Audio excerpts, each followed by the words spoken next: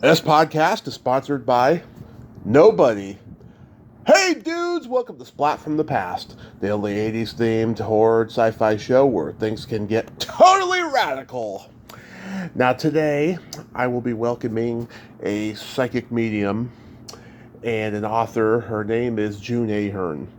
And when I had Miss Misery on last week, our mutual friend Annalisa Bastiani connected me with her because she told me that she wanted to come on, that June wanted to come on. June hasn't even heard a single episode of my podcast. I'm sure she has now because yesterday we talked and she's like, "Can you send me an episode?" But I'm pretty sure she's heard it. She's heard it now. But we're going to talk about her near-death experience in the early 70s that led her to being a psychic medium and a life coach.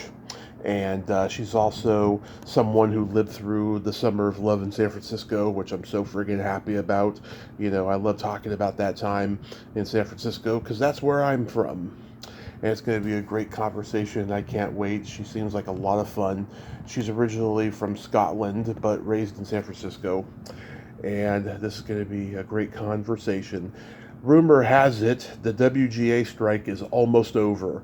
God, I hope so. Because if it is, then the SAG-AFTRA strike will soon follow. I so fucking miss talking to working actors. But it will happen again soon, I promise. But at least next Monday, I get to book Halloween October. I'll be talking to a lot of former actors from obscure and popular cult horror movies that are hitting milestone anniversaries. I promise. So yeah, here is my interview with June Ahern. Hey June, welcome to the show. How are you today? I'm doing very well, Tommy. How about yourself? I am just fantastic. This is such a great honor. It's not often people want to do my podcast without me even knowing. So thanks to Annalisa for connecting us. Okay.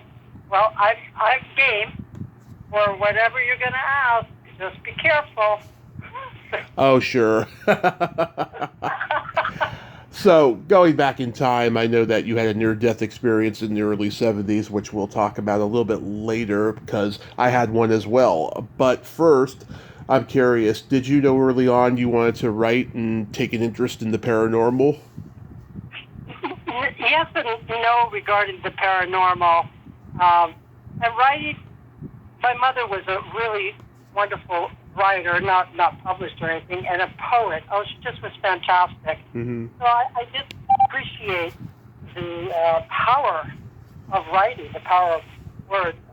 She was also very interested in the paranormal. She herself had an experience where her brother, who had been in the Second World War, was bombed by the Germans in the Irish Sea, and he died. And on her honeymoon, he appeared to her before the family even knew that he was dead. So she was most curious and had that ability, but she would, being a good Catholic, of course, we were never allowed to talk about it. So I had a great interest since I was young. Nice. Did you read a lot growing up? Oh, I read all the time. Yeah. Read books constantly. Yeah, who were your favorite authors? Well, I'm not very good with authors, I have to tell you. Titles and authors always escape me. But I would read the usual Lassie Come Home, Black Beauty, Wicca, all the books that had to do also with animals. I remember also reading a book about a little boy that lived in Africa. And I just immediately, and as a child, I might have been 9 or 10, because my mother went to the library, and one of us got to go with her. It was like a treat. And this little boy, right away I had felt, you know what? I think I might have been in Africa at some time. Now, I'm a 9 or 10-year-old child, Yeah. I was never in Africa. So just really feeling the characters in stories, to me, is just so important. Yeah. So you were born in Scotland and raised in San Francisco? Yes, we came over to the U.S. when I was 6, and I was born in Glasgow, Scotland. We had also moved to Canada when I was about I guess maybe two and a half. And then we went back to Scotland. Canada didn't work out for my father job-wise. So we went back to Scotland, and then we came to America. Yeah, I'm born and raised in San Mateo. You grew up in the Castro? I grew up in yes, it's called the Castro now, but it is actually called Eureka Valley. That's actually the name of the neighborhood. Was there still a gay community at that time? Not until I was probably, I think it was about 19 or 20. You know, that's when it took more hold, and little by little. It wasn't immediate. It was just some businesses opened up. Like Blue Boy Antique Place was one of the first ones. And then later, Harvey Milk opened up his photography store. Yeah. And you went to Mission High School? I did. Went to Mission High School during the race riot in the 60s, late 60s. Yeah, Carlos Santana and his siblings went there. Yes. They also went to James Lick Middle School. Went to James Lick, and then over the hill to Mission. I spent 8 years in Catholic school, and then I didn't want to go, like my older siblings, and even younger, I didn't want to go to Catholic high school. Yeah, naughty. Well, my 8th grade nun actually told my parents that they thought that I would be an excellent nun. Really?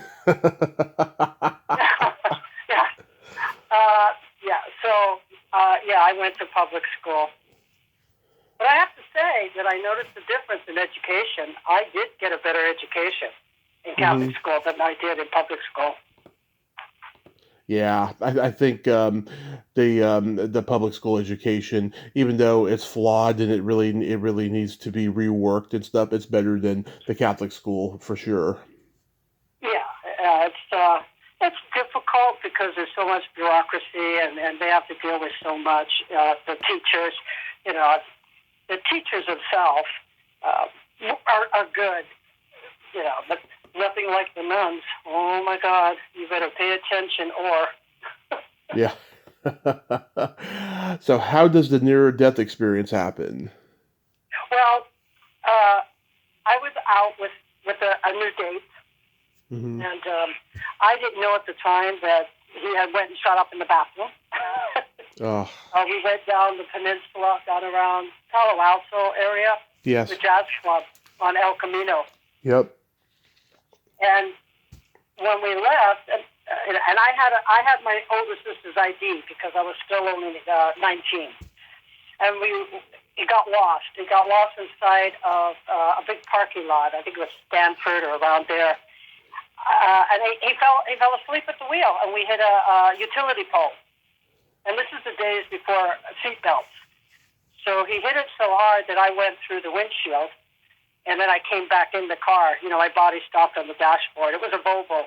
And I just remember parts of it, and evidently, according to the paramedics or the doctors later, when I went in the ambulance, I expired for a very short period of time. They said, maybe about seconds, 20 seconds or so, and then I came back. And it was during that time that I must have went to the other side and then came back to the physical world. Oh my God. Were you in college at the time? All girls in my family didn't go to college. Oh, okay. I didn't know. You got out of high school, you got a job until you met the man you're going to marry. My father was old country, and the boys, if they wanted to go, they could go, but certainly not the girls, because you were just going to get married and have babies, so why go to college? I went to college on my own later, when I was out of the house. The curious thing also, when we had the accident, and before, remember, there was a couple that also was in the parking lot, by the way, that got lost. They had to go find a phone booth. There was no cell phones. So we went and found a phone booth. So while we were waiting, and I'm sitting in the car, everything's bleeding all down my face. I took off part of my lower face. And all kinds of different injuries. There was a woman outside the car, and she's dressed all in white, and she's, maybe middle-aged, 30s, 40s. She certainly wasn't young, and she wasn't old. And all she said is, "Don't worry, You'll be okay, June. It'll be okay. And when the police came and I said, I asked them, where's the woman? Where's the woman? They said there was nobody there.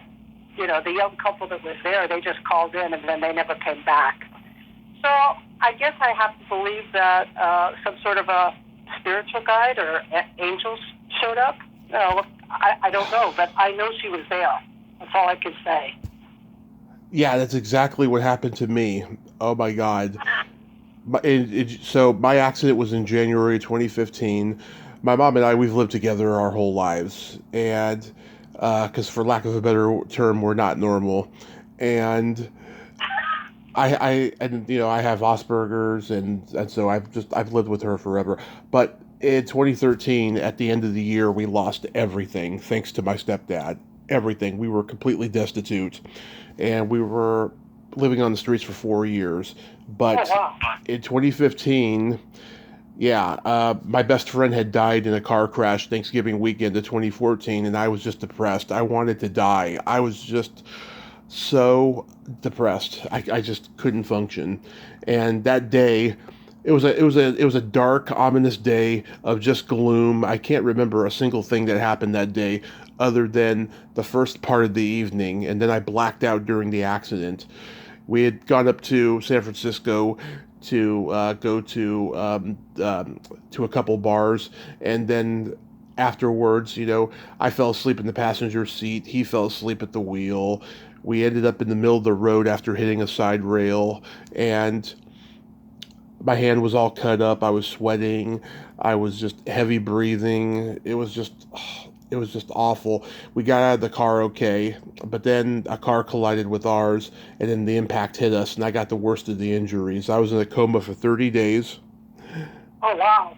Yeah, and he just got his eye was messed up, and he broke his arm and his pelvis. But I got my sternum crushed, my aorta severed. I had a heart attack. I got gallstones. My leg broke in 7 places. My hand fractured. Some teeth broke. I mean, it was insane what I got.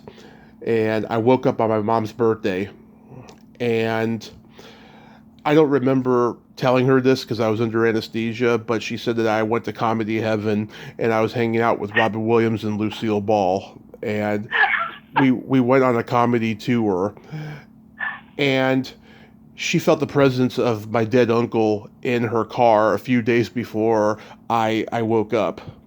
And it was my uncle she felt. Wow. He died 5 years before I was born. I never got to meet him. And it's just been a profound spiritual experience for me. It's something that I'm just reminded every day. With this bad arthritis I have in my leg, I'm lucky I'm just lucky to be reminded how lucky I am. Yes. Yeah. That is really amazing that you survived. Your aorta, oh my God. I mean, that's like almost death.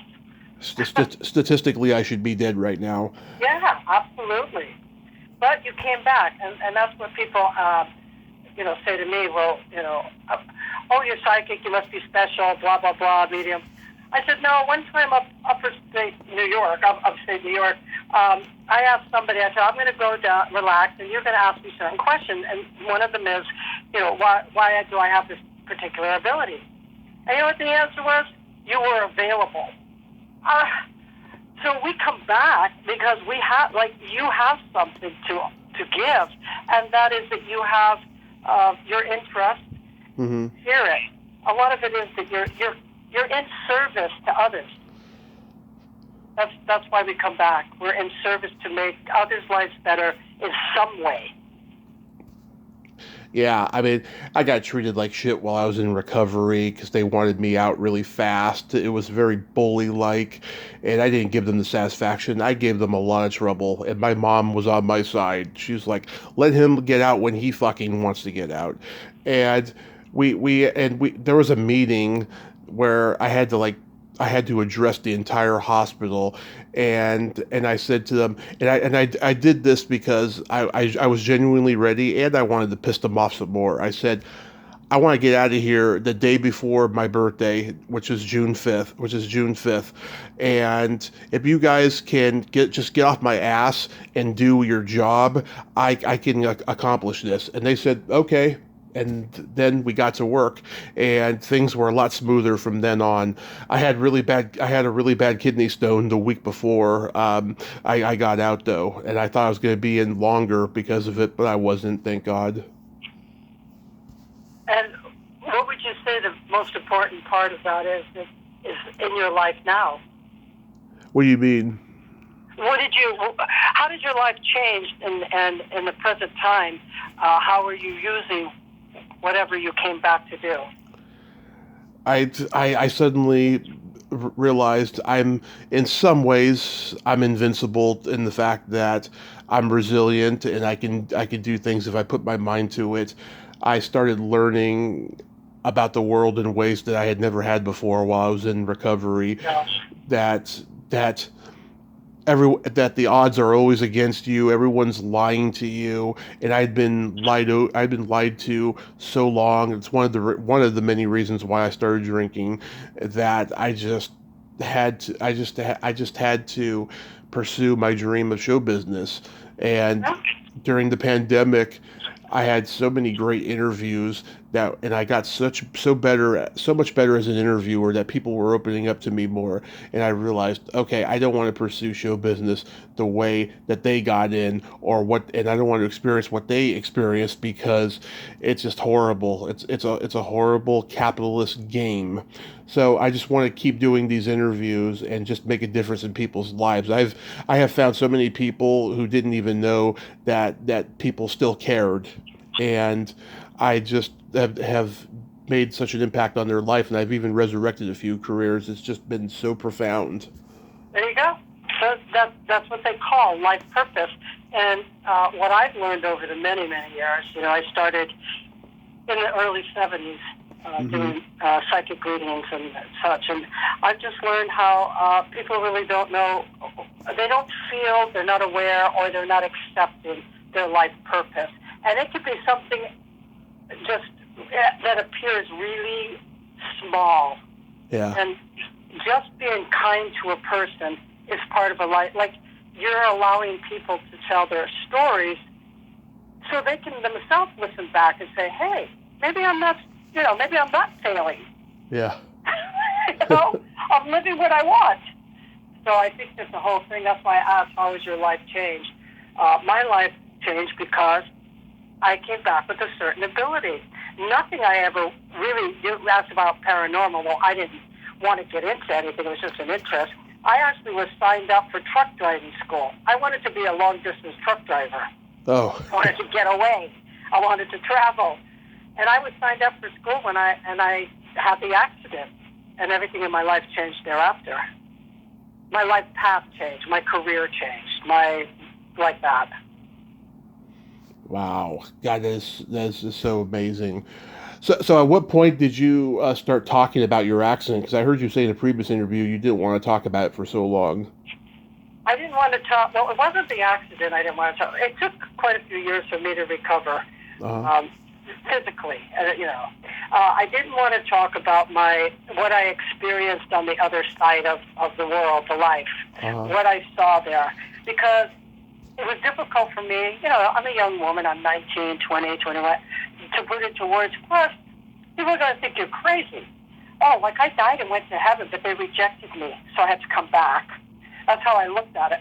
They stopped me at the pearly gates. And it was difficult. Who would I tell? Who would I talk to about that? I came from a very strong Catholic family, and we followed that religion without question.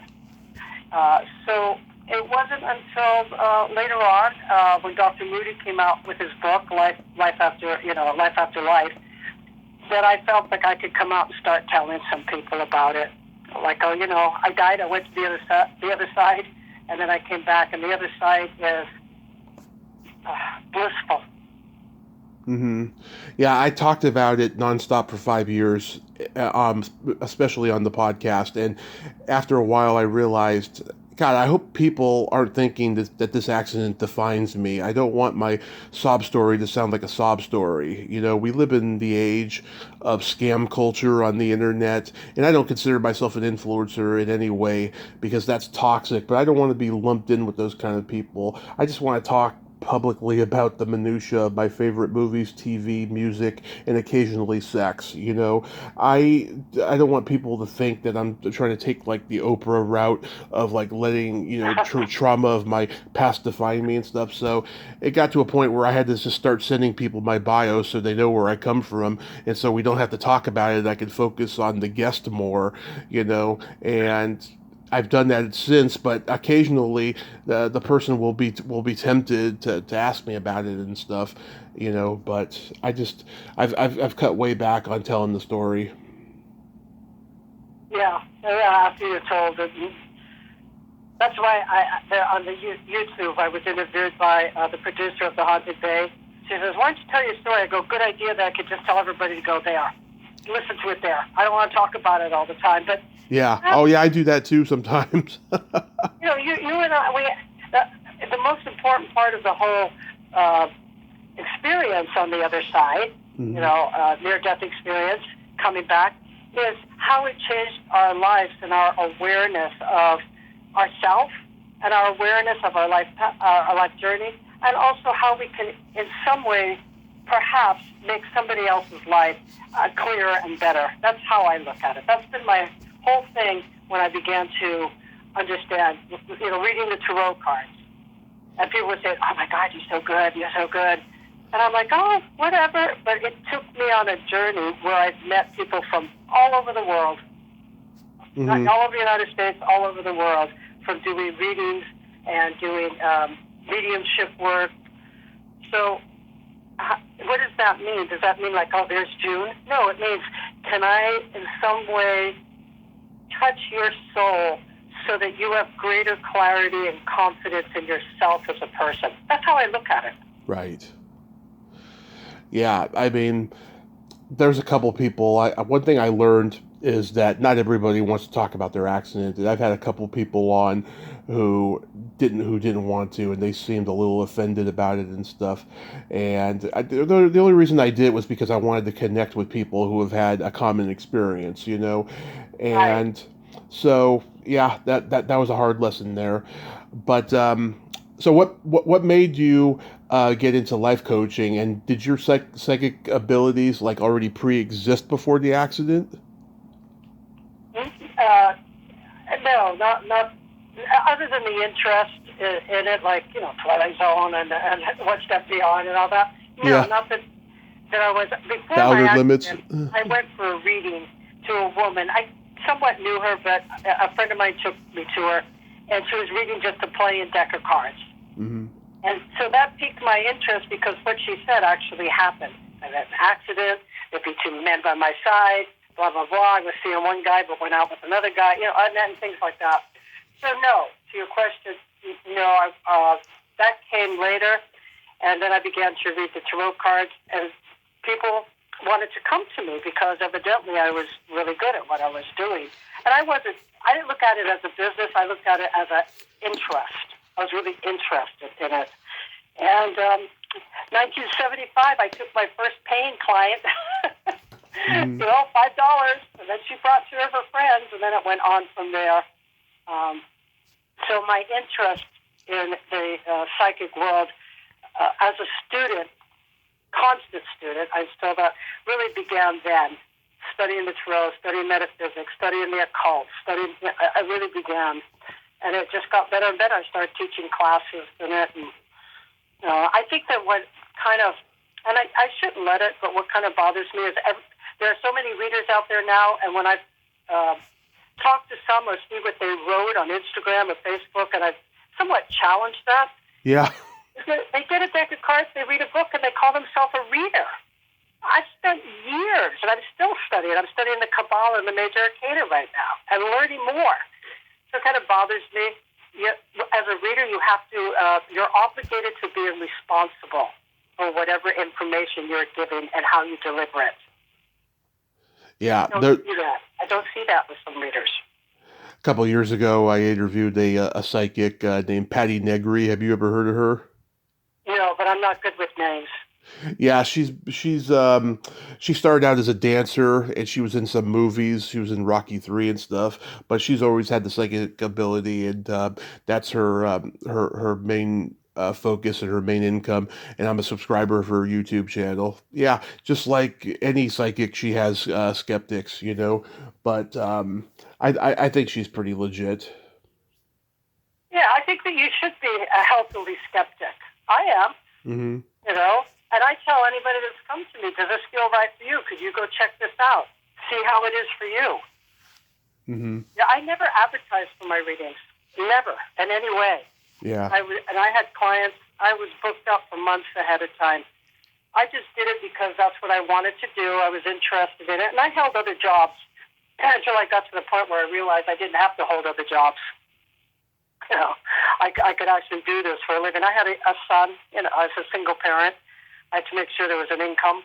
Hmm. So he came first. And so I had other jobs while I was doing this. Yeah, you should be skeptical, but not skeptical in the way that you go to someone and decide right away, let's see what they got to say. Yeah. I don't even deal with people like that. I've actually stopped and said to them, all right, that's it, go away. I'm not reading with you. I remember one guy said, okay, well, you got to first base on that idea. And I said, goodbye. Yeah. I'm not playing baseball here with you. Yeah, I've had a couple psychic readings and a tarot reading. In 2014, my friend invited me to hang out with his youth group a couple of times, his Christian youth group, which I normally don't do, but I just went for the hell of it because it was during the homeless time. And this guy, he was in his mid-20s. He had these eerily like spot on predictions, eerily uncanny spot on predictions. And he predicted that my mom and dad were finally going to make amends. And that I was going to be a security guard at a prison because I had been working security for years and stuff. And as it turns out, my mom and dad did make amends during my accident. Oh, wow, good. Yeah. And then he gave my friend a prediction, and my friend like politely excused himself and went and cried because it was just emotional. It's like he knew that the guy knew something, and it was really eerie. And then in 2019, I went to the Bay Area because I was living up in Redding by that point, and my situation had been okay, and I'd been doing the podcast for 2 years by that point, and I got together with a friend who does tarot readings, and she gave me a free tarot reading, and she said that I needed to focus on myself or I was going to die and not worry about my mother because my mother was going through her own personal stuff at the time, right? And a week later, I was diagnosed, or I wasn't diagnosed yet. I had high blood sugar and I had to go on a diet, and I did. And then the pandemic hit, and then I fell into a depression again. And then last April, I got diagnosed with type 2 diabetes, and I've been fighting it since. And I just, yeah, I mean, those are very eerie predictions, don't you think? Yeah, yeah. I don't think they're eerie, no, but certainly a reading can, include. Most people want to go to a reading that includes future predictions. I look at it as the future is yours, Hmm. and a reader can tell you something, but they can't make it happen. Oh That's no, you. That's completely up to the listener. no. It's called, forearmed is forewarned. If you want that to go that way, then you know what? Most people would come back to me. I wouldn't see anybody but once a year, unless it's a really big, important issue. Because I don't think people should go to readers after readers. I'm against it. I write about that in one of my books. Do not do this. And I would ask the person coming back, and I had to record it. I had all my stuff recorded. And I said, did you do this? They're asking me the same question they asked me the year before. I said, why are you asking me this? We already went through it, did you do the steps that came up that I psychically picked up for you to? No, I just wanted to see if it was going to happen. That's bullshit. Yeah. What a waste of money. My mom and my brother went to go see a live show of John Edwards. Oh, yeah. And I like John Edwards, by the way. yeah, he said the names of all my mom's exes in the room, and it was, oh my God, crazy, she said. And I was like, okay, he's legit, because when you see movies and there's these, con artist faith healers, they got all the information being fed to them in a earpiece, but no, this was dead on. Yeah, it just is amazing. I've worked at the police, as you probably know. You read some of my stuff. And it's not it's when you're getting these impressions, these psychic impressions, you're in the psychic mind. You're up in what's called another dimensional space. And you're getting them. The person listening is looking for reasonable and logical ways of thinking. Mm-hmm. And the psychic mind it works in images and sounds. So it's difficult working in that way when someone's taking it so literally. Like where you said it was over the mountain, and this is the mountain that I got. I've had so many people tell me, even years later, oh my God, June, you were right, but your timing was off. And I tell them, no, your timing was off. You didn't follow through right. Yeah. I'm a rather cheeky reader, I have to tell you, by the way. I'm a cheeky reader. Oh, yeah. You love eating chicken? How I got into coaching. I got into coaching because I would read for people, but I couldn't follow through with them to help them realize what I was seeing, my vision. And back in 1995, and I heard about coaching, and so I went to, in 1 week, 3 different people contacted me. Then we used telephone calls. Yeah. And contact. I said, June, I heard about this coaching thing. I think it would be perfect for you, part of your business. So I went to a coaching school in San Rafael, and I started coaching people. Right. And watching people accomplish what they said they wanted. It's a formula. To move forward is a formula, and most people won't follow it, and that's why they don't fulfill what they set out to do. That's what I learned from coaching. Absolutely. So have you had many ghost encounters? Oh, yes. I've had many, many ghost encounters. I used to do seances. I might still do one. I did them online during the pandemic with another woman, Annalisa, a great medium. Oh, God, she's fantastic. So we did a few online. So I used to do seances, yes. Mm-hmm. And so I've had spirit come through. Ghost encounters, I've had plenty, as we talked before. I'm an investigator in the Haunted Bay, paranormal investigations. It's on YouTube and Amazon and all that. And I did it kind of, people ask, why did you do it? I said, it's kind of my entertainment. Mm-hmm. Because it's an energy, and it's an energy like you want to express to others, since you're NDE, you want to express to others about your interest in nostalgia and old movies and old actors, and you want to give people that space. And that's the same how I feel about my paranormal investigations. I want to just go there, release this energy, and at the same time show people that they're all around us. Not everybody stays here, by the way. There's only certain souls that stay connected to the earth, like ghosts. Yeah, I mean, oh my God, I went to the Comedy Store for the first time in 2016, and I felt the presence of dead comedians in the room. Really? Like who?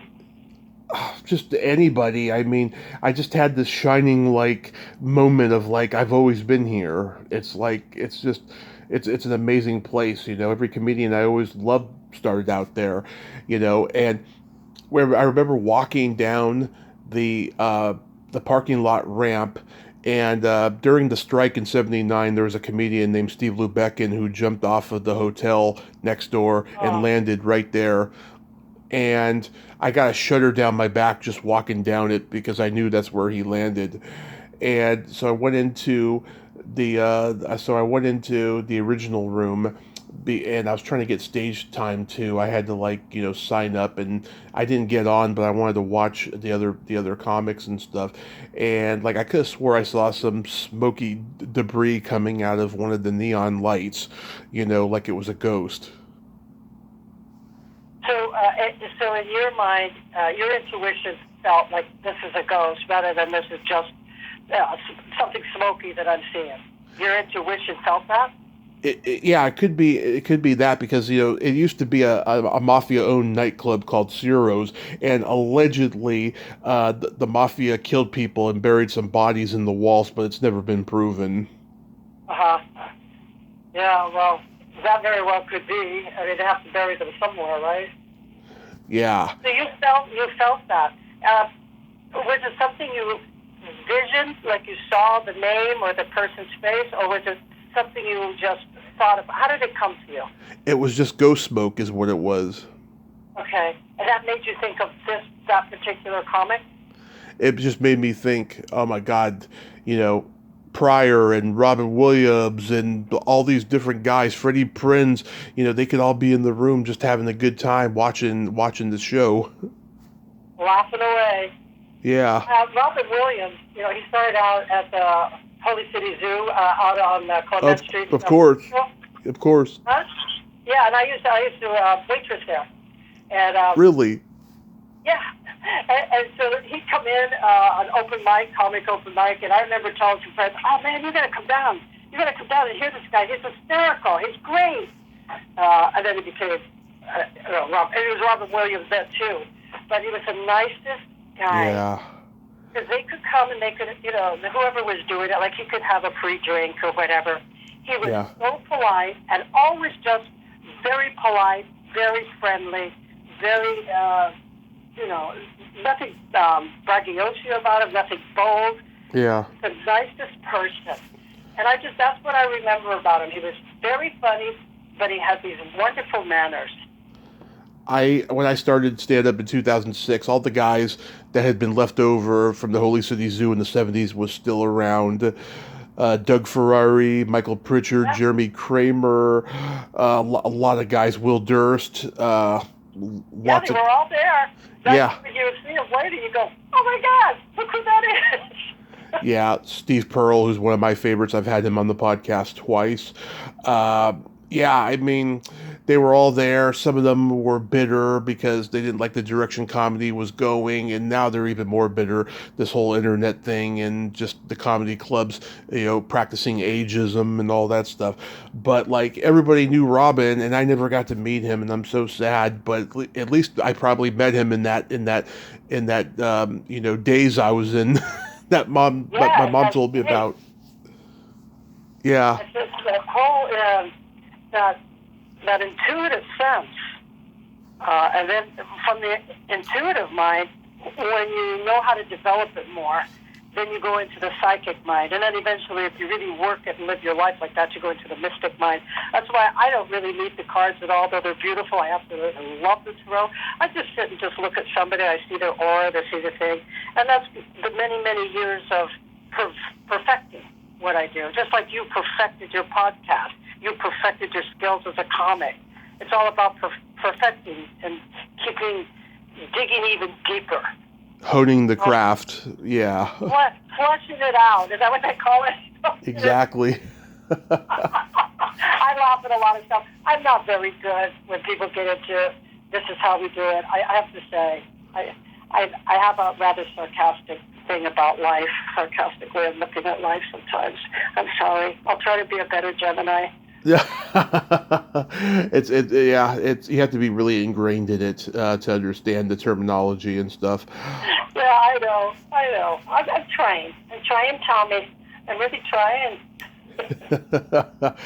So tell me about the Summer of Love. You were there. Did you go to all the Bill Graham concerts?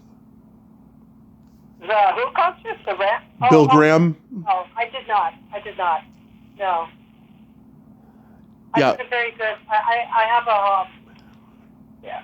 Back in the 60s, of course, I did I grew up in the city, Summer of Love, went on and on and on. Yeah. I was a product of my environment, but I began to understand that I don't really like being around crowds. It makes me nervous. It makes me tense. Yeah. And I get defensive in a real Mission City girl kind of way. And I just realized that wasn't a comfortable place. So I stopped going to a lot of things. I went to the Cow Palace, I went to different stuff, but I was never, I finally realized I'm not comfortable in crowds. Yeah. My dad, he was at Frampton Comes Alive at Winterland. He used to go to a day on the green. He actually met Bill Graham one time. Yeah. Bill Graham was going through the crowd, and he was telling people to pick up trash, and he said it to my dad. He's like, "Pick that up," and my dad's like, "Okay, Mr. Graham, sure thing." Yeah, we used to go to Golden Gate Park. Oh my God, yes, I did the whole thing. And sometimes, and I know they say that people, if you were in the '60s, you didn't remember it. That's kind of bullshit, Yeah. It was so fantastic. It was crazy. It was wild. It was something. I mean, I went to the Avalon Ballroom. I went to Winterland. I went to Fillmore. I went all the time. I went to everything. And it was really something. Oh, yeah. I've talked to one of the guys from Big Brother and the Holding Company and all that. Yeah, I just love hearing about that stuff because my dad had all the vinyl records when I was a kid. And oh, yeah. I still have some. Yeah.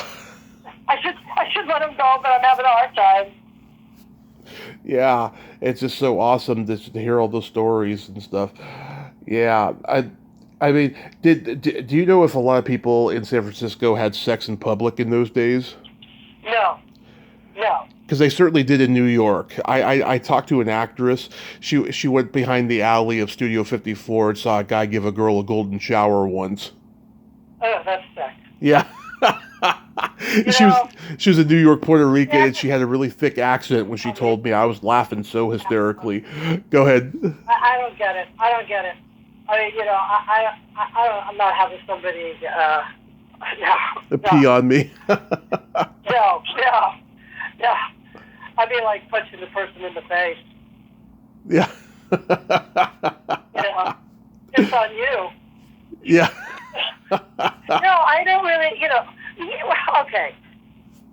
There were, on occasion, there would be somebody, on occasion, it did happen. I'm not saying it didn't happen, but it isn't something that you would see just always.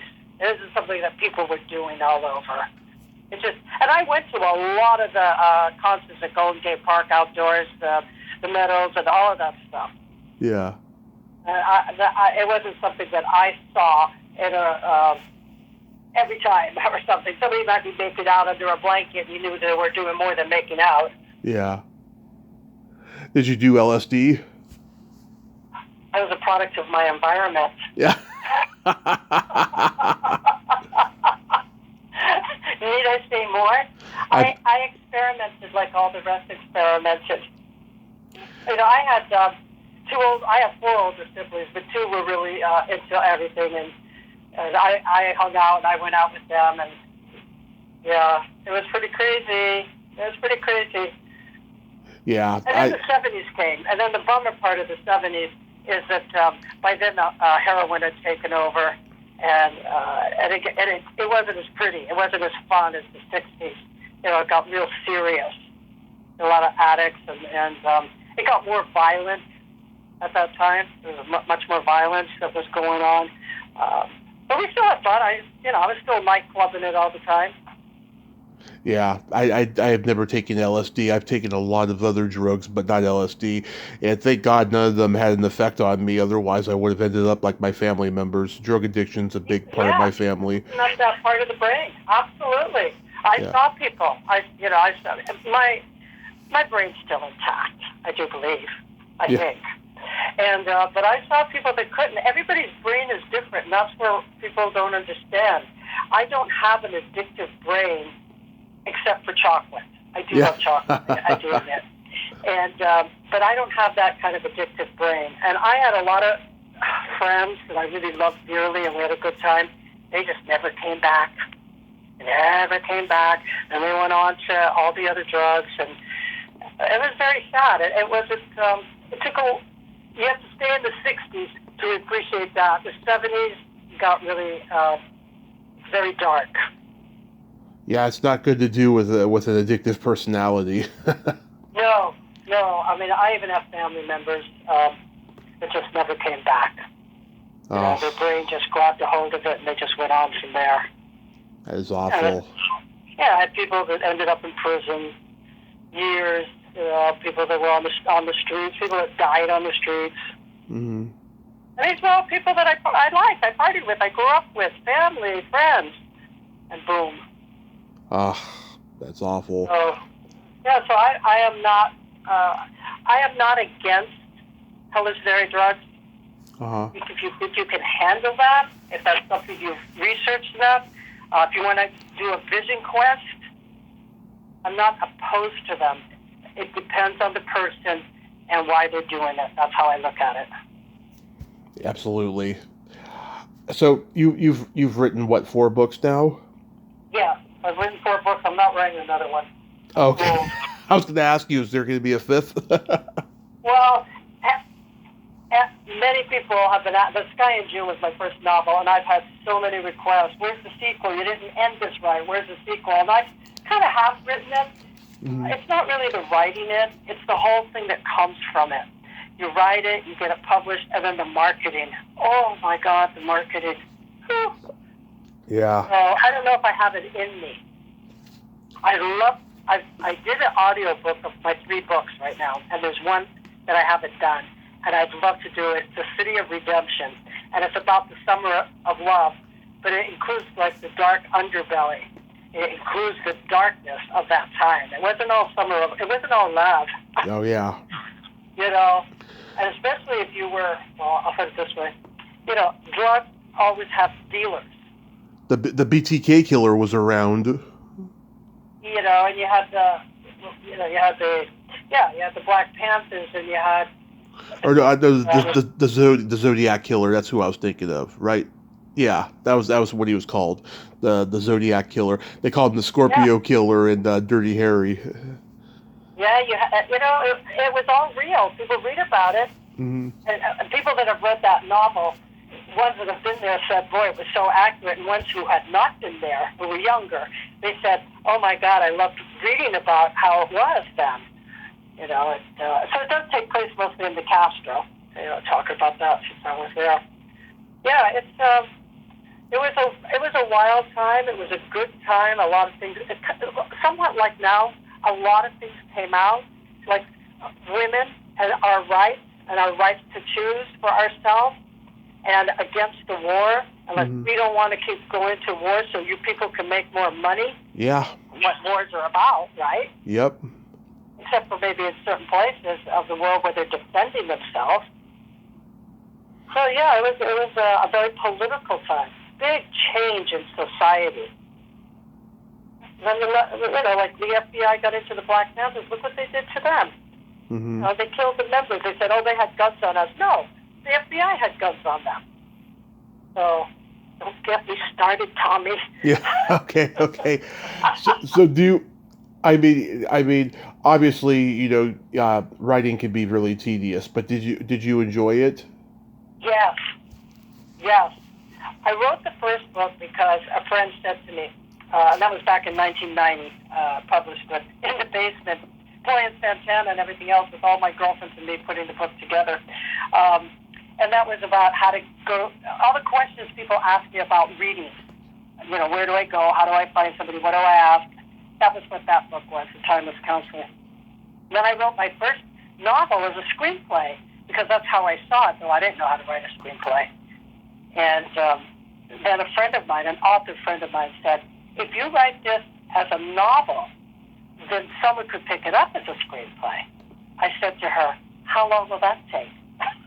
Yeah.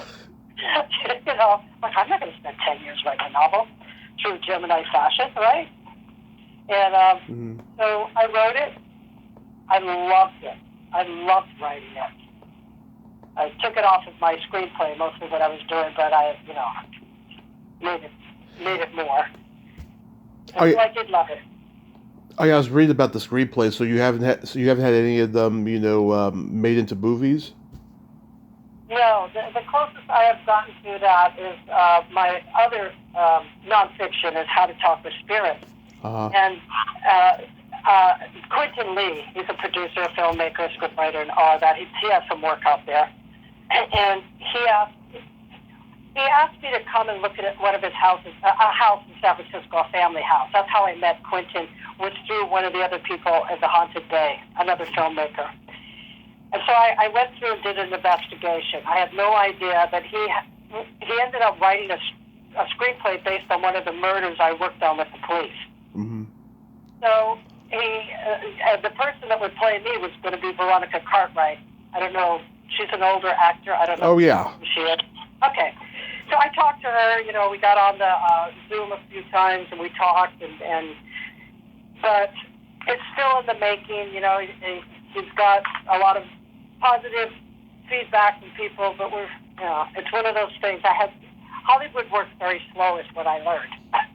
Very slowly, and it's very political, and it's full of bullshit. Yeah, I gave up trying to get my screenplays made into movies, just by getting to know people on the podcast. I'm done. It's not worth it. Maybe I'll turn it into a novel or something.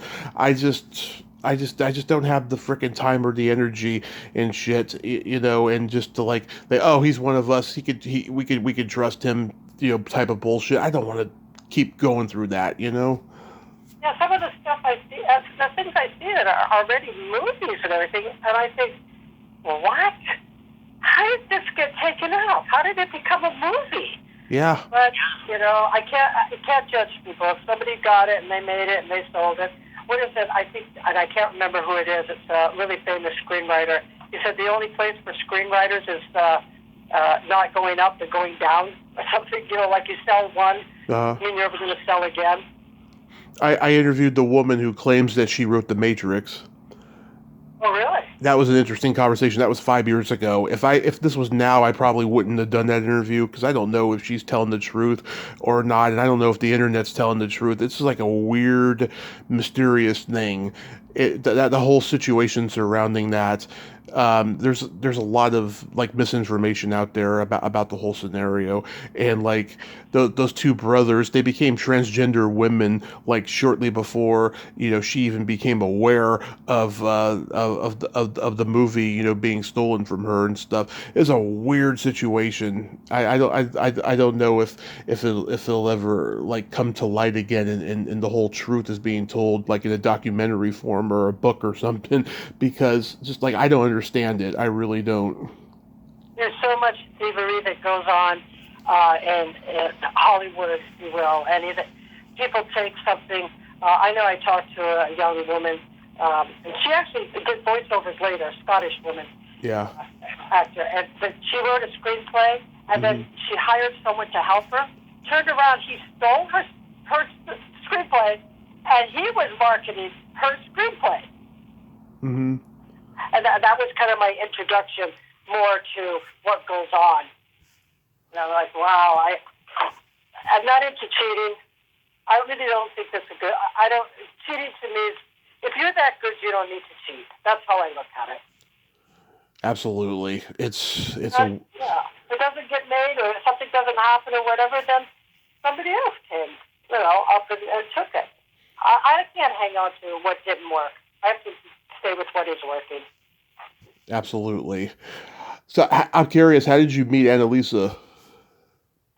I met Annalisa. She came to a one-day workshop I was doing, and she probably came through Ying Liu, who is the producer of The Haunted Bay. Uh-huh. That's probably where I met her. I can't. All I know is that one day this really pretty woman showed up, and I had about 20, 25 people there. And she came with some very large tarot cards, and I was going through the symbolism in the tarot. That's what the workshop is about. And I kind of dismissed her because I just said, okay, we'll look at that later. And then after that, I think that I heard she was doing something at the Warfield investigation. So I watched that, and I liked her approach. I liked who she was. I'm a little, skeptical about some mediums. Uh-huh. I don't like mediums that act afraid, for one thing. Like, Yeah. oh my God, oh my God. Oh. I said it has to be really bad. If I'm afraid, it's really bad. I liked her approach, and I liked her. So I kind of started getting to know her because she and I were part of this whole haunted day thing. Mm-hmm. And the more I got her, she's so talented. Yeah. An incredible woman. And that's how I got to know her. And then we went down to the Winchester house, and we did some work together down there. And so now, I've invited her on some of my Zoom seances and like that. She's very talented. I told her she's better than me, and she laughs and says, no, she's not. Yeah, I met her. I think it was on the Bay Area comedy page or something, and I said to her, "Do you do stand up?" She's like, "Oh no, I have an improv background and stuff." And like we started talking and stuff from there, and then we met up in Redwood City and had coffee. She took the train down and stuff, and we had a good time talking and stuff. I think I scared her off though. I gave her a little bit too much information on some story I told. I can't even remember what it was. I think I told her about fingering a girl or something like that. Something along those lines. No, your first time? That ain't gonna work. Something like that. Yeah. And since then she has read my screenplays and she gives me great feedback on them. She likes she likes my writing overall, but they're not her cup of tea. Like she wouldn't want to make these movies because they're so dark and they're so dirty and stuff.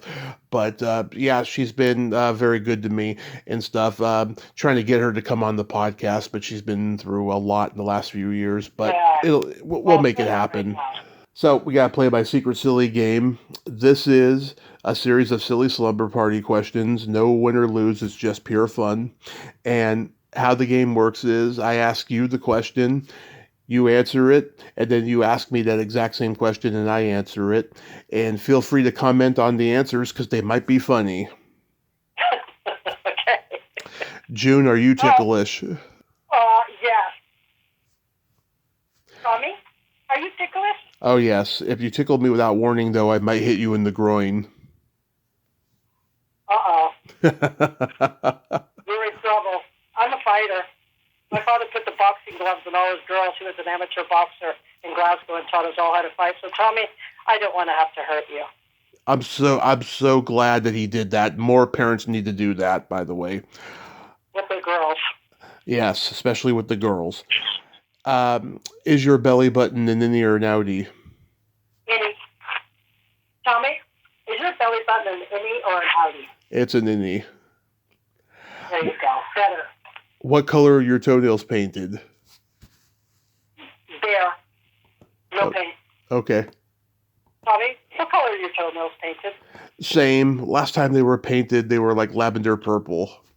Oh, a gentleman. I like to go elaborate, yeah. What would you say is your best personality trait? Friendly. Mm-hmm. Yeah. What is your best, Tommy, personality trait? You don't have to say my name. I have empathy and I have no filter, and that's why I'm a Gemini. I'm a Gemini. Okay. If you could have anything named after you, what would it be? Wow. A metaphysical school. Nice. If you could have anything named after you, Tommy, what would it be? A vibrator. Oh, describe it. What? I'm sorry? Describe it. I mean, there's all kinds of different kinds. Don't you know about this? Oh, yeah, of course I do. I don't know. I mean, a replica of my own penis, I guess. I don't know. Okay, well, I hope it's worth replicating. The Tommy Chatsy. Okay, next. And then my favorite question, is there a stinky smell that just makes you gag? Well, I have to tell you, and it has nothing to do with COVID, I do not have a good sense of scent since I was a kid. Uh-huh. Only one time when I was pregnant. That was it. So for me but stinky, I guess it has to be. Well, I've never smelled a dead body. I heard it's really bad. I guess it has to just be shit. Yeah. You can smell it. I don't know. Did you ask me about... say that question again. Yeah, is there a stinky smell that makes you gag? Okay, I guess shit. Okay, shit. Okay, Tommy. What is the stinky smell that makes you gag? Either farts or feet. Oh, yeah, farts. Well, farts, I think it's kind of a man thing, isn't it? Like you walk into a gym where men are, and you just gag. Now, that makes me gag. Yeah, I'm like, no, thank you. Why do men stink like that? My husband says it's the socks. Is it? Maybe. Yeah. Oh, man. You walk into a woman's gym, it just does not smell like that. It all depends on what you eat. Out of your feet? I don't know. I mean, I know that people who consume a lot of crack have really smelly feet. Really? Yes. I don't really know anybody that's crack that I know of. Oh, I've known some people, unfortunately, who have. Hey, I have a joke for you. What do you call a boy that doesn't masturbate? A Christian. A liar. A priest. Yeah. I think they should advocate that they should be masturbating all the time so they'll leave children alone. And I don't mean that for all priests. I certainly do not mean that, and it's not good to say that. Because it comes from all over. I mean, it comes from everything. Exactly. Exactly. I think people that do that to children should be very, I don't know if it's locked up forever or whatever. They should not be allowed. I do not believe there's any rehabilitation for those people. No, there isn't. They are sick. They are really, really sick. It's not about sex. It's about control and power. Oh, yeah. Assholes. Beyond assholes. That's not even a good word for them. That's too kind. Oh, we're naughty Geminis, June. And I thank you so much for coming on today. And I'm glad that Annalisa could connect us. I wish I had coffee today. I would have been a lot more fun. Oh, you weren't fun? Oh, no. I thought you were very together, very fun. And then I'm just very hard on myself. That's all. You know, I woke up and all the coffee was gone. I got to go to the store in a little bit and get some. But I'm so glad that we got to talk today. By the way, can you predict my next orgasm? Oh, you know what? Maybe next life. Next life? Oh, come on, I don't want to wait that long. Is that orgasm self-induced? Or Yeah. Either way, I don't care. All right, 3.5 hours. Okay. 3.5 hours. Okay. All right, Tommy. June, thank you so much. You have yourself a great day and be safe out there. All right. Cheerio. Bye-bye. Bye-bye. Well, there you have it. June Ahern. Ain't she a sweetheart? Ah, what a great lady. I'm glad that Annalisa could connect us. And that was a very fun, interesting conversation. Ah, she's a Gemini. That's so awesome.